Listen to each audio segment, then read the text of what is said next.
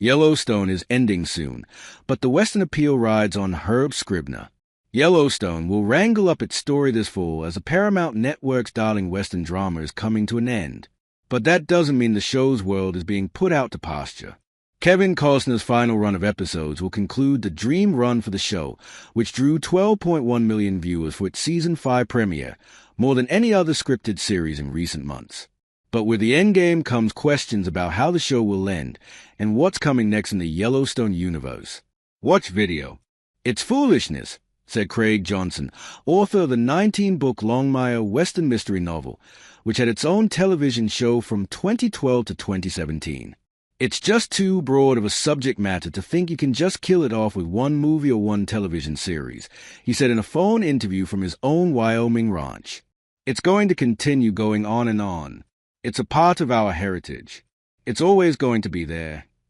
Melissa Brulette, a 29-year-old communications account manager in Boston, said, "When I was watching the show for the first time, I could not have even imagined some of the insane storylines that will be going on, but they all fit perfectly." Yellowstone centers on the fictional Dutton family. Costner plays the patriarch, John Dutton, who is doing everything he can to hold on to his ranch located near the Yellowstone National Park. The show has a mix of political and family drama and plot lines that talk about the state of America.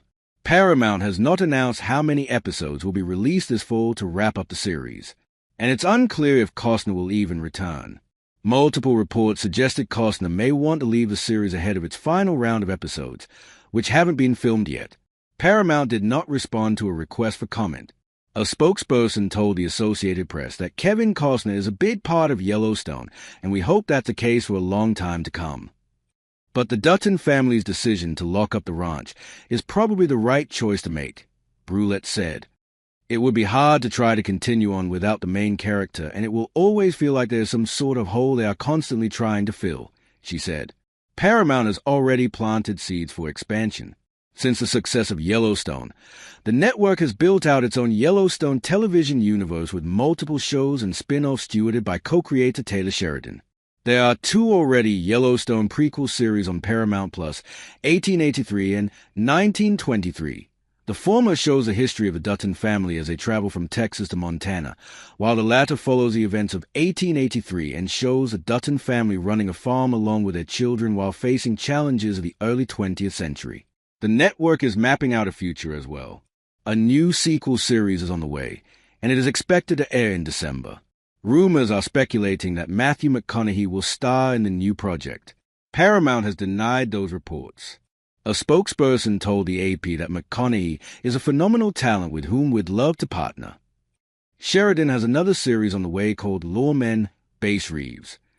It was originally titled 1883, the Base Reeves story before it was shortened to just Base Reeves.